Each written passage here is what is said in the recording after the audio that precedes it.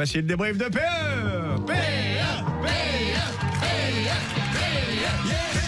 Coucou les amis, alors aujourd'hui 15 novembre, c'est la fête du roi, mais surtout aujourd'hui, c'est mon anniversaire, bam. Alors pour l'occasion, je voudrais remettre à jour mon faire-part de naissance. Donc je m'appelle Pierre-Emmanuel, j'ai pointé le bout de mon nez il y a 34 ans et quelques minutes. Mon grand frère et ma grande sœur me trouvent trop mignon avec mes 87 kilos et pour mon mètre 80. Après 34 ans de vie, on peut le dire. Papa ne regrette pas de ne pas être sorti à temps de maman et maman reste la plus belle et heureuse femme du monde. J'ai hâte de découvrir la suite de ma vie. Allez, jingle! PE est sur Énergie. Chaque vendredi dans le Wake Up Show.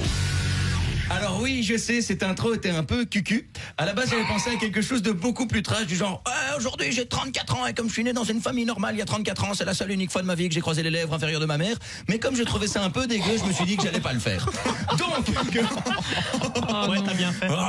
Elle est vraiment bien. Donc, comme vous l'avez compris, aujourd'hui j'ai 34 ans, ce qui veut dire que ça fait maintenant 4 ans que quand je bois de l'alcool, le lendemain, ma gueule de bois...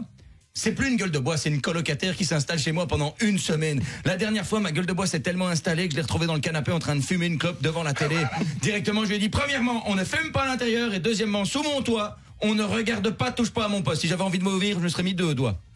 Mais le pire, c'est que parfois, il m'arrive d'avoir la gueule de bois sans boire d'alcool. Le week-end dernier, rien qu'en lisant l'actu, bim, j'ai eu une de ces gueules de bois. Sérieux, je lisais l'actu et je me disais, mais nous, les chroniqueurs, on ne sert plus à rien, on est en train de se faire bouffer par la réalité. Les vraies infos sont beaucoup plus drôles et trash que nous. Je vous donne 3 exemples. Attention, je n'invente rien.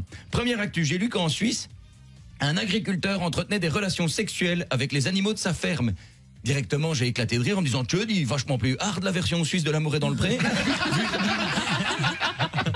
Vu l'info, j'ai quand même vérifié les sources pour voir si c'était pas une grosse connerie. Eh ben non, c'est une histoire vraie. Et c'est là que ça devient drôle. Quand on lit l'article, on apprend que le bonhomme a été condamné à 10 mois de prison et que pour sa défense, il a déclaré au tribunal, je cite, mais je ne les ai pas forcés. Lol, parce que t'as des gens...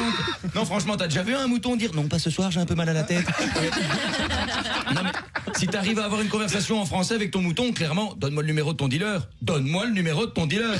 Ensuite, deuxième actu, l'ex-femme d'un milliardaire espère obtenir de son divorce 5,8 milliards. Mais pas de chance, elle n'a obtenu que 75 millions. Je dis que 75 millions parce qu'elle a déclaré, je cite, « Je dois vivre dans la pauvreté ». Scandale. Bah ouais, j'imagine que dans des conditions pareilles, le week-end prochain, elle sera en gilet jaune sur un rond-point. Et la troisième info, chez les jeunes, un nouveau challenge a vu le jour sur les réseaux sociaux. Ce challenge consiste à se mettre de la javel dans les yeux. Hein?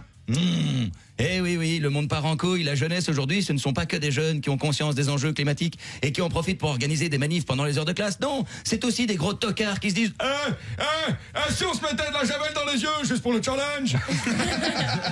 Challenge qu'on retrouve sur l'application TikTok. TikTok, pour ceux qui ne voient pas, c'est le sponsor officiel de la fin de notre civilisation. C'est comme si Snapchat, Instagram, Vine et Dubsmash avaient participé à un énorme gangbang et boum, ça a donné TikTok.